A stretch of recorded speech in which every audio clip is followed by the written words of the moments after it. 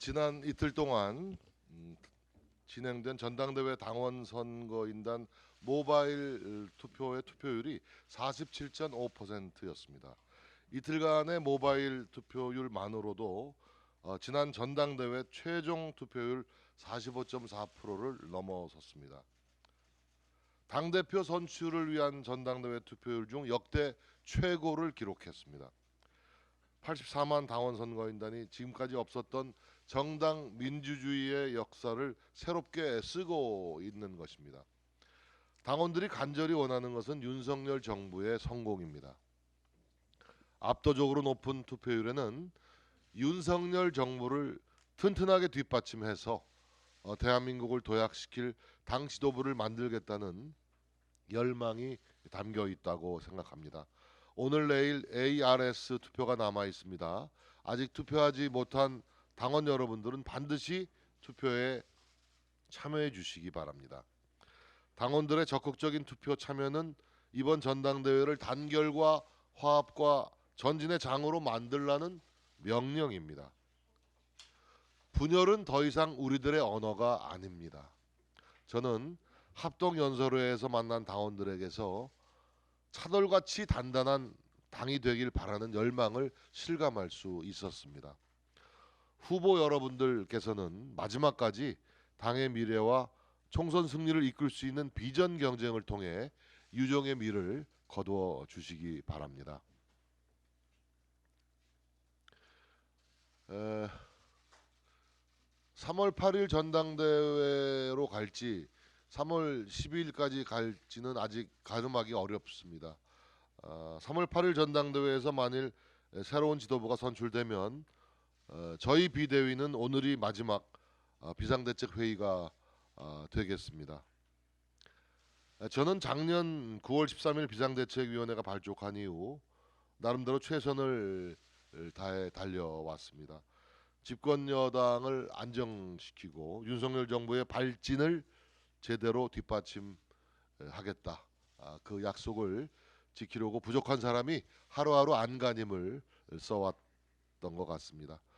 돌이켜보면 지난 6개월은 20여 년 제 정치 인생에서 가장 힘겨운 시간들이었습니다. 그동안 사고 당협을 정비하고 당무감사 채비도 갖췄습니다. 매일매일 야당과의 거친 여론전에 앞장서서 싸워왔습니다. 20차례 현장 방문을 통해 전국의 당원들과 대화하고 공감하려 노력했습니다. 정당 민주주의를 바로 세우는 시간이기도 했습니다.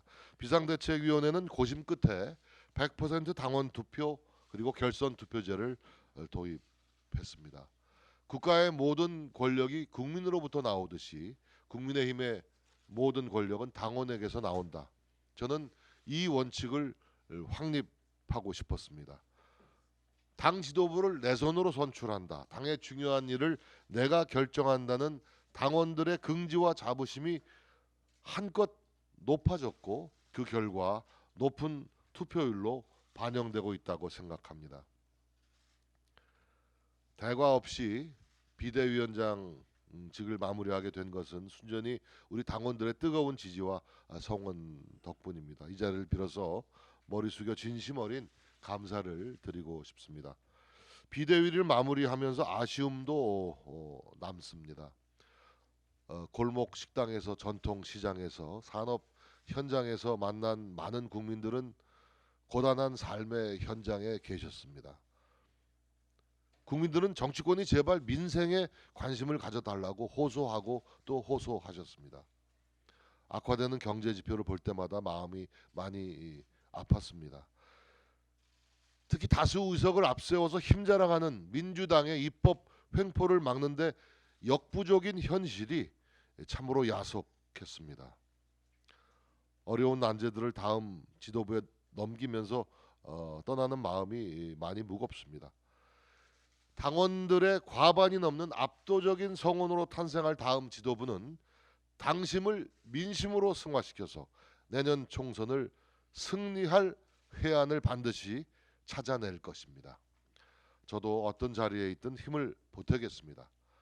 내년 4월 승리의 노래를 함께 부르는 그날 윤석열 정부가 활주로를 박차고 힘차게 창공을 날아오르는 그날을 기대하겠습니다. 여러분 그동안 감사했습니다. 민주당이 지난주 대장동 관련 특검 법안을 제출했습니다. 내용은 특검 검사를 민주당이 추천하고 최대 270일까지 수사가 가능하며 검사 20명을 파견받는 그런 내용들입니다. 사실 대장동 사건은 지난 정권에서 문제돼서 지난 정권이 수사를 시작했습니다마는 이재명 대선 후보가 관련된 사건이기 때문에 지난 정부 검찰이 수사를 뭉개했습니다. 그때 우리 당이 특검하자고 했습니다마는 특검 거부당한 채로 시간만 흘려보내다가 이제 와서 제대로 수사를 하니까 수사를 방해하고 수사권을 빼앗아갈 목적으로 이런 특검 법안을 낸 것 같습니다.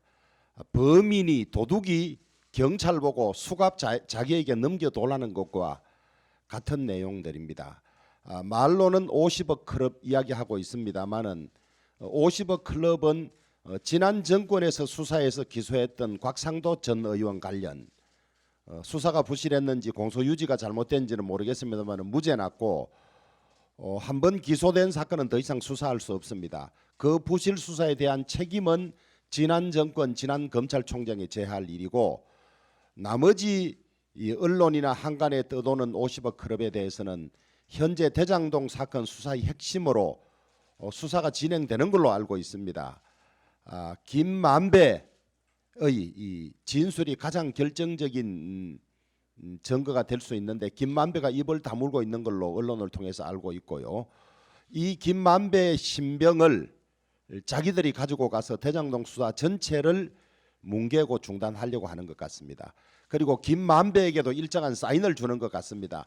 특검이 될지도 모르니 끝까지 버티면 우리가 특검 수사를 할 수도 있다는 아마 그런 사인을 보내는 것 같은데 특검은 수사를 하지 않거나 예외적으로 수사가 끝난 이후에 수사가 미진할 때 하는 것입니다.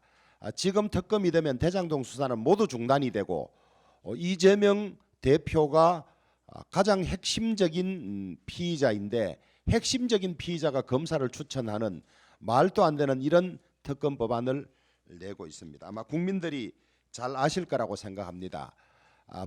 부끄러워서 그런지 당론으로 발의하지도 않고 몇몇 의원들만 발의해 놓은 그런 상태인데 이 민주당이 주장하는 대장동 특검법의 본질을 국민들께서 잘 이해해 주시면 좋겠습니다. 아마 오늘 내일 대법원장이 추천하는 헌법재판관 2명의 지명이 있을 걸로 알려져 있습니다.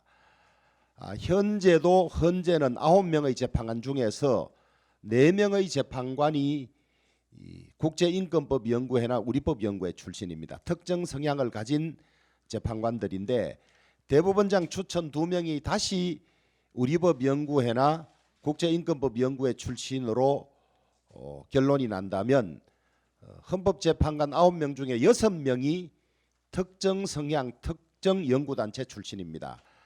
위헌은 6명이 찬성하면 위헌이 나는데 마음먹으면 무엇이든지 위헌할 수 있고 또 마음먹으면 어떤 것도 위헌을 막을 수 있는 그런 구조를 만드는 것입니다. 저는 누차 김명수 대법원장의 행태라든지 김명수 대법원이 문제에 대해서 지적해 왔습니다마는 김명수 대법원장이 마지막까지도 그런 비판을 수용해서 고치지 않고 지금까지 하는 행태를 되풀이한다면 임기가 끝난 이후에라도 김명수 대법원장 6년에 대한 체크와 평가가 엄혹하게 따를 수 있다는 것을 잊지 말기를 다시 한번 경고를 합니다. 지난 6개월간 당이 매우 어려울 때 우리 정진석 비대위원장님과 비대위원님들 정말 수고 많으셨습니다. 이제 8일이든 12일이든 전당대회 끝에 새 지도부가 들어서게 되는데 비대위의 가장 큰 목적이 당을 수습하고 정상 지도부를 출범시키는 것이라면 대단히 성공한 지도부라고 평가하고 싶습니다. 수고하셨습니다. 우리 박수 한번 보내드립시다.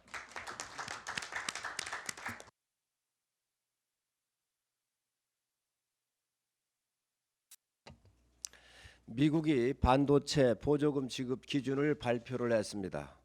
미국은 지급 기준 최우선 고려 사항으로 경제 및 국가 안보를 뽑았습니다. 사실상 반도체 보조금을 앞세워 미국 경제를 우선시하는 조치입니다. 자국의 이익을 우선하는 정책이 나쁘다 할 수만은 없지만 이번 조치는 시장 질서를 침해할 수도 있는 내용까지 포함이 되어 있어서 상당한 우려를 표하지 않을 수 없습니다. 특정 금액 이상의 보조금을 받은 기업이 기대 수익을 초과하면 초과 이익의 일부를 미국 정부와 공유하도록 초과 이익 환수 조항이나 보조금을 받은 기업이 10년간 중국 등 우려 국가의 반도체 중대 투자를 못하게 하는 가드레일 조항 등은 중국과 미국 양국에서 공장을 운영하고 있는 우리나라 기업에게는 매우 부정적인 영향을 주는 조항들입니다. 미중 관계에 따른 전략적 상황도 이해하지만 이번 조치는 각국 간의 기술 경쟁과 분야별 분업 체계를 약화를 시키고 글로벌 반도체 공급망을 붕괴시킬 수도 있습니다. 또한 향후 2년간 미국에 130조를 투자하겠다 할 정도로 두터운 경제 동맹 관계에 있는 한국의 주요 산업 기반을 무너뜨릴 수도 있습니다. 이미 IRA 등이 국내 기업과 대한민국 경제에 많은 영향을 미치고 있는 것을 확인하고 있습니다. 반도체 산업은 경제를 넘어서 국가 안보의 필수 전략 자산이 된 만큼 글로벌 안보에도 심대한 영향을 줄 수가 있습니다. 대한민국 1월 반도체 재고율이 265.7%로 97년 3월 이후 가장 높게 나왔습니다. 반도체 산업에서 우리 위기를 극복하고 반등의 기회를 만들지 않는다면 대한민국 경제 전체가 위기가 올 수도 있습니다. 정부는 모든 역량을 총동원하여 미국 정부와 협상에 나서는 등 외교력과 협상력을 발휘해 주시기 바랍니다. 국민의힘도 정부를 뒷받침하여 필요한 모든 입법적 조치들을 신속하게 취할 수 있도록 최선을 다하겠습니다. 민주당에게도 다시 한번 말씀드립니다. 제1야당으로서 한 개인이 아닌 국가와 국민을 위해 그 힘을 써 주시기 바랍니다. 국민을 위해 경제를 살리기 위해 여야가 힘을 모으는 일이라면 언제든지 함께 하겠습니다.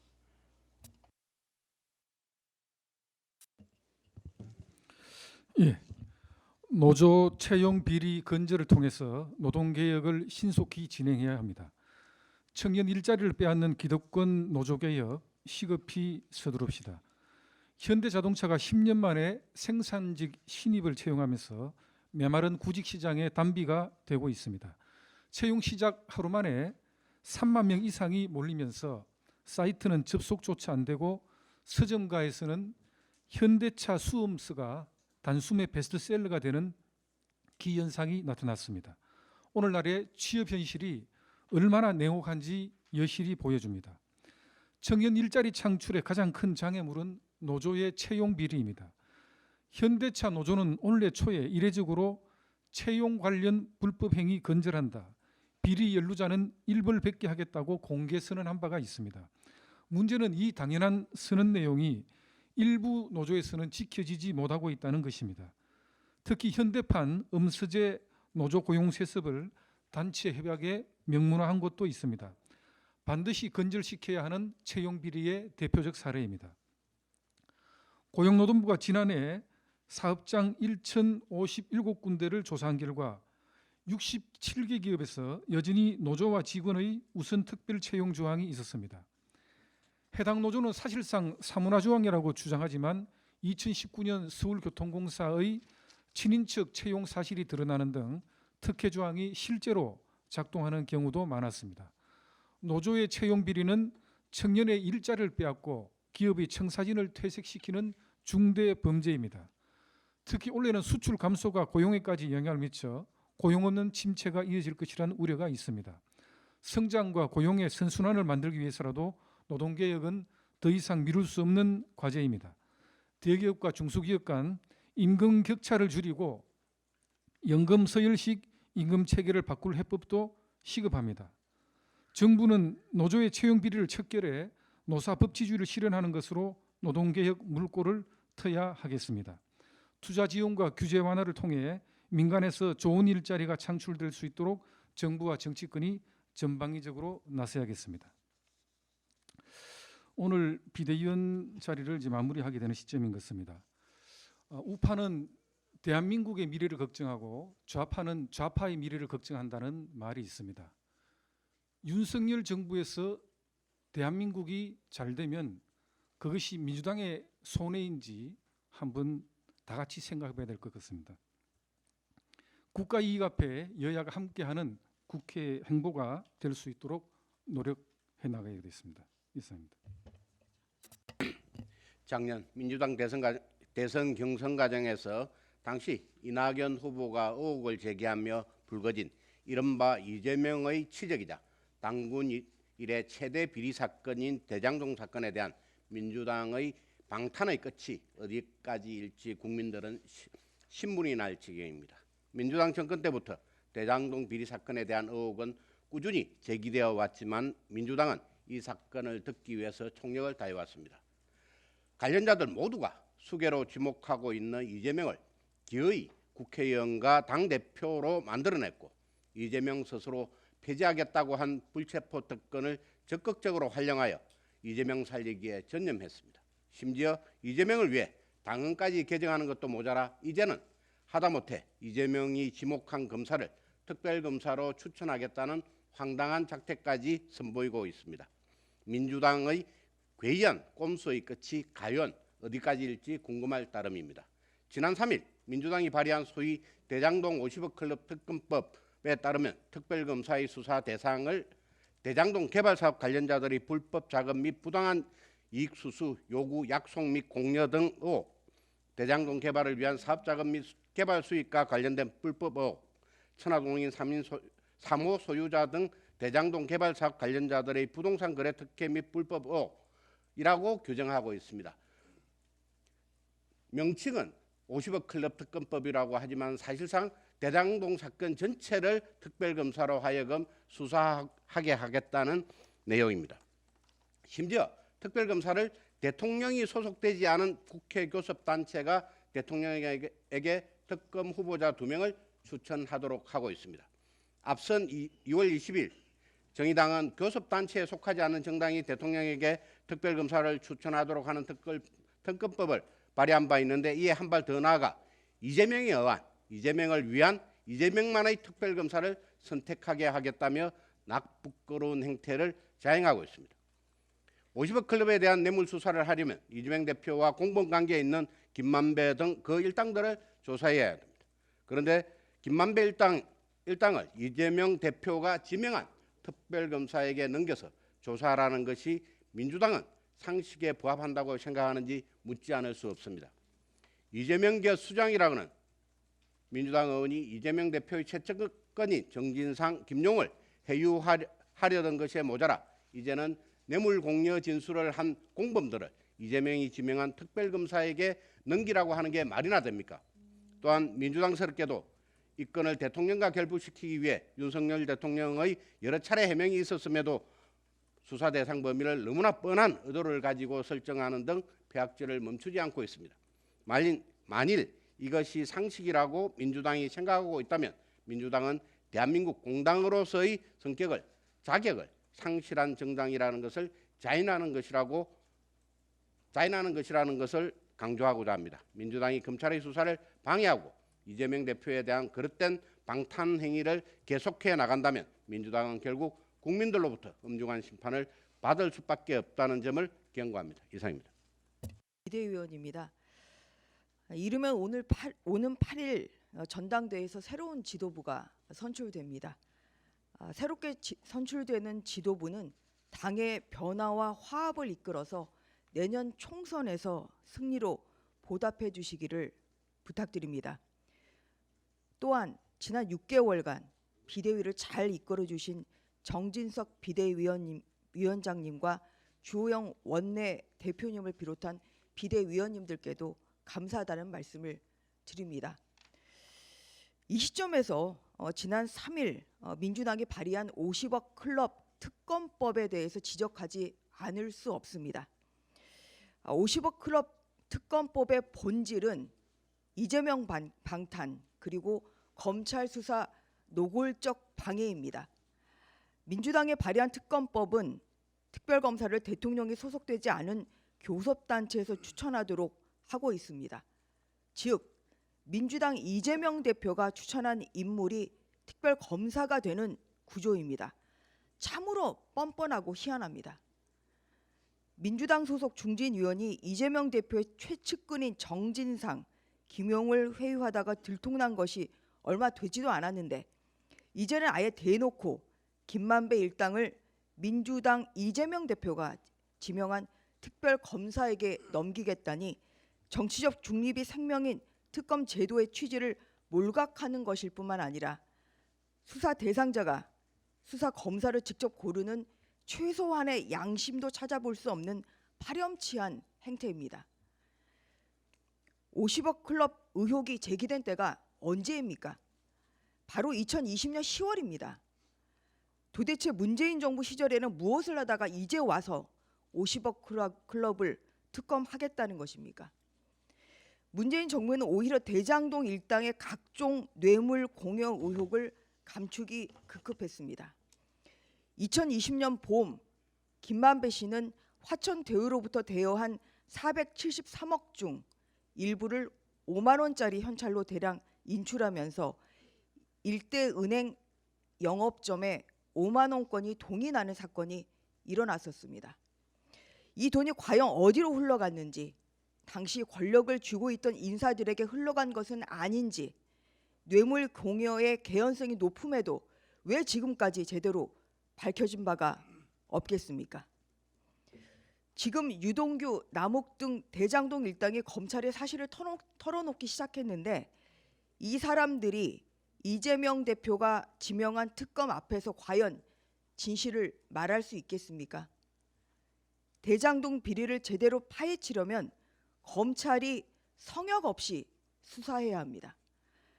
50억 클럽 이외에도 권력자와 정치인에 대한 로비 의혹도 철저히 밝혀야 합니다.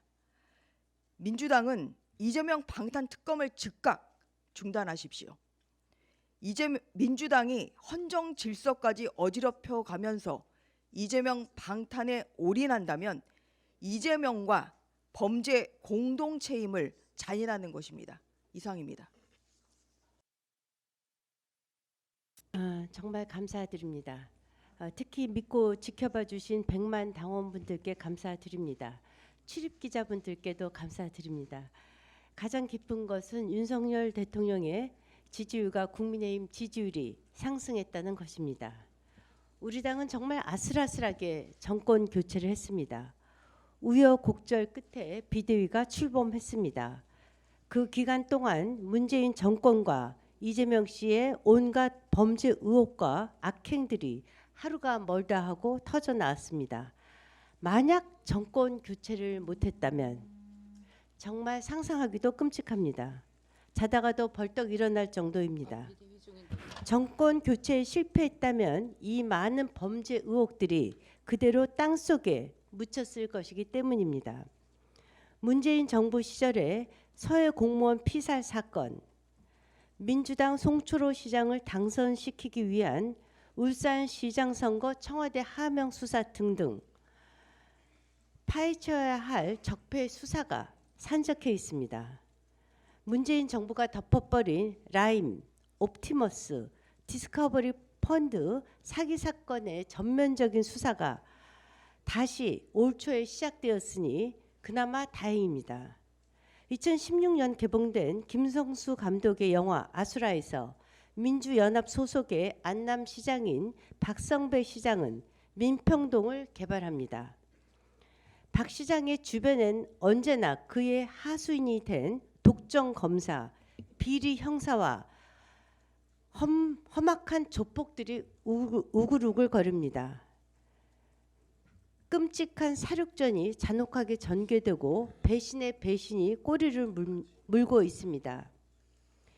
이 영화는 범죄와 타협한 비리 형사 한도경의 나레이션으로 시작됩니다. 인간들이 싫어요. 여기 안남시에도 인간 같지 않은 인간들이 넘쳐납니다. 중간에 이런 독백도 있습니다. 요즘 재개발 열풍에 한몫 챙기려 서로 물고 뜯고 아주 난리가 났습니다. 그리고 또 이런 대사도 있습니다. 이기는 것이 내 편이다라며 살인도 서슴지 않습니다. 대장동 사건에는 석연치 않은 운명을 달리한 극단적인 선택을 하신 네 분의 그 분들도 계십니다. 저는 형사 한도경을 보면서 현재 배신의 치를 떠는 성남도시개발공사 기획본부장 유동규라는 인물이 떠올랐습니다. 묘한 기시감입니다. 나머지 인물들이 누구인지는 국민들이 상상해 보시기 바랍니다. 이 영화를 강추합니다. 1987년 이문열 작가가 쓴 우리들의 일그러진 영웅의 주인공인 군기반장 엄석대와 그의 세력들, 이들을 보면서 이재명 씨와 정청래 수석 최고위원, 고민정 최고위원, 정경태 최고위원, 김의겸 대변인 등이 떠오른 것은 저만의 기시감일까요? 엄석대가 아이들의 물건을 빼앗고 자체적 규정을 만들어 징벌했듯 이재명 씨와 친명 세력 개딸들은 이재명 씨 체포 동의안을 찬성한 비명계 의원들을 내부 총질러로 표적해 무차별로 괴롭히고 있습니다. 가결, 무효, 기권표를 던진 동료들에게 친명 좌장인 정성호 의원은 당에서 나가주면 좋겠다라고 했습니다. 김남국 의원은 공천권 보장을 요구하는 거래에 불과하다라고 했습니다. 김용민 의원은 정치적 야욕이라고 공개 비난했습니다. 박범계 의원은 30명이 스스로 공개적으로 밝히고 논쟁을 하자고 요구했습니다. 인사에 관한 투표는 무기명이라는 국회법은 이들에겐 그저 휴지짝입니다. 개딸들의 뜻대로 움직이는 현재의 민주당을 국민들은 의아하게 보고 있습니다. 이준석 전 대표는 책에서 단윤 선생님이 바뀌고 났을 때 엄석대는 몰락했고 엄석대 측은 핵심 관계자들을 모두 버리고 떠났다라고 설명했습니다. 만약 모든 범죄 혐의가 드러나고 이재명 씨가 몰락한다면 이재명 씨의 핵심 관계자들부터 그를 버리고 떠날 것입니다. 왜냐하면 최근 조사 결과를 보면 국민의힘이 민주당을 12%포인트나 앞서는 조사 결과도 있습니다. 그러니 핵심 측근인 정성호, 정청래, 고민정, 장경태, 김용민, 김남국 의원님들부터 불안할 것입니다. 이분들의 지역구는 험지라고 할 수 있는 수도권이기 때문입니다. 새롭게 출발하는 차기 지도부에 드리고 싶은 부탁은 딱 한 가지입니다. 내년 총선 압승입니다. 안녕하십니까. 비대위원 김종혁입니다. 국민의힘 지도부를 선출하는 제3차 전당대회 투표율이 어제까지 47.5%로 역대 최고치를 경신했습니다. 무려 39만 7,805명이 당원들이 투표에 참석해 투표율뿐 아니라 투표인 숫자에 있어서도 과거와는 비교할 수 없을 정도입니다. 역사와 전통을 자랑하는 영국 보수당의 당원 수가 20만 명이 채 못 미친다는 사실을 감안하면 놀라운 일입니다. 국민의힘은 이제 명실상부하게 당원들을 위한 당으로 거듭났습니다. 오늘 발표된 리얼미터 여론조사에 따르면 윤석열 대통령 지지도는 42.9%로 상승하고 있고 국민의힘 44.3%의 지지로 민주당의 40.7%를 앞섰습니다. 갤럽 조사에서는 국민의힘 39%, 민주당 29%로 오차 범위 밖의 우위입니다. 여론조사를 빙자한 외부 세력의 개입 없이 100% 당원들의 손으로 당 지도부를 뽑을 수 있다는 기대감, 과반이 안 되면 결선 투표까지 간다는 긴장감이 이처럼 사상 유례 없는 당원 참여를 이끌어낸 것으로 보입니다. 그동안 100% 당원 투표제와 결선 투표제에 대해 민주당이 퍼부었던 터무니없는 비난이 얼마나 엉터리였는지를 이번 투표는 보여주고 있습니다. 온갖 외부의 중상모략과 비난을 이겨내고 새로운 전당대회 룰을 만들어 성공적인 결과를 얻어낸 데 대해 비대위원의 한 사람으로서 무한한 자긍심을 느낍니다. 6개월 전 정진석 비대위가 출범할 당시 국민의힘은 수렁으로 빠져들고 있었습니다. 전임 대표가 법원에 제기한 가처분 소송으로 1차 비대위가 무산되고 정진석 비대위 역시 한 달 안에 무너지고 말 것이라는 예측이 지배적인 상황이었습니다.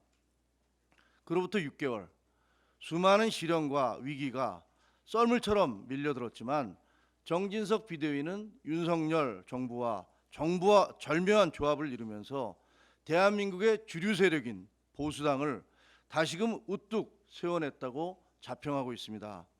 자평하고 싶습니다. 오는 8일 선거가 끝날지 아니면 결선 투표까지 갈지 알 수 없습니다. 하지만 비대위의 역할은 사실상 오늘로써 끝나는 것 같습니다.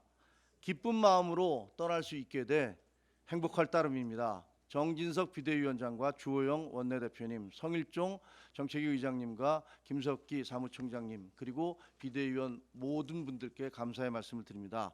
동시에 그동안 비대위에 대해 애정어린 질책을 해주셨던 언론인 여러분께도 머리 숙여 감사의 말씀을 드립니다. 국민의힘의 전진과 개혁은 새로운 지도부가 결성된 뒤에도 더욱 가열차게 계속될 것입니다. 감사합니다.